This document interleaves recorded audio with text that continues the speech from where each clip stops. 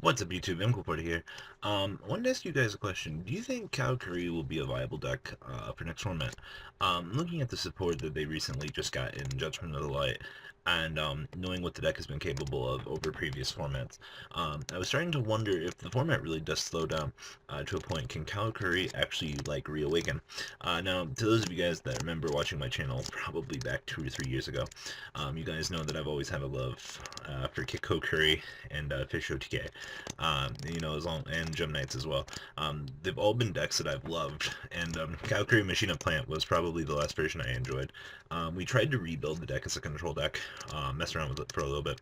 Um, I do know last format there was that Karakuri OTK deck that existed, that Roy St. Clair played. I really wasn't a big fan of it because I feel like it's not the way the deck should be played. And then in the OCG, there was a tag duelist of two players that was playing a more control deck.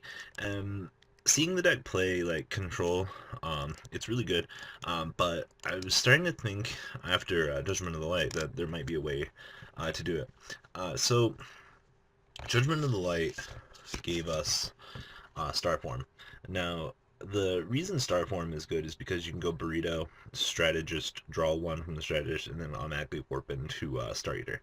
Now, a lot of players are like, oh, that's such a waste. But the thing is, the Strategist gives you the floating +1 to generate the one card, and then you just synchro into Star Eater for 3,200 beats. Now, I figure Star Eater is just good because of, a potential back row heavy format. And that's one of the reasons that, because of the first level 11 synchro, being, 1+1 to make it, it really gave a boost to Calgary's.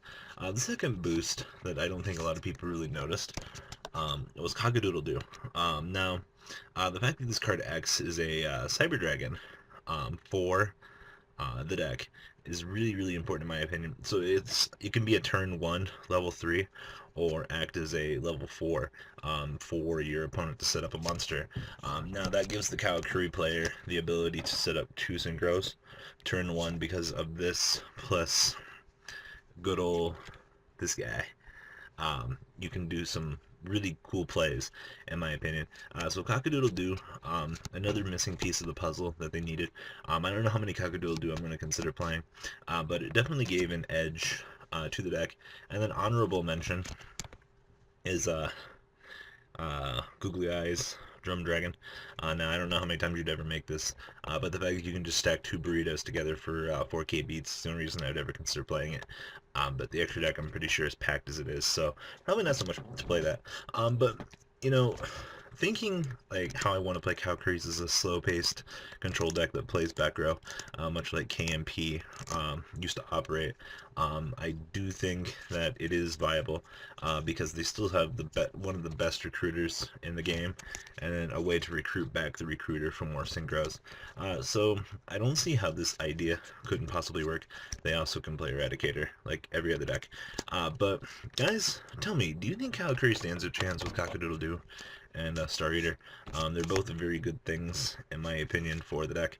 Like I said, do you think it's possible? I'm sure some other players caught on that Cockadoodle-Doo is a very good card for what it needs to do for certain decks. So, tell me, do you think a slow-paced control deck is viable for Karakuri once again, much like, kind of how KMP was, where you could actually functionally set up or synchros with back row and things like that? So, I'll leave you guys to that. Tell me what you guys think. The ban list is still uncertain. It can still get a whole lot worse. And the deck might not be viable. But yeah, we'll have to see what happens. Like this video, guys, if you want to see Karakuri again. And tell me what you guys think in the comment section down below.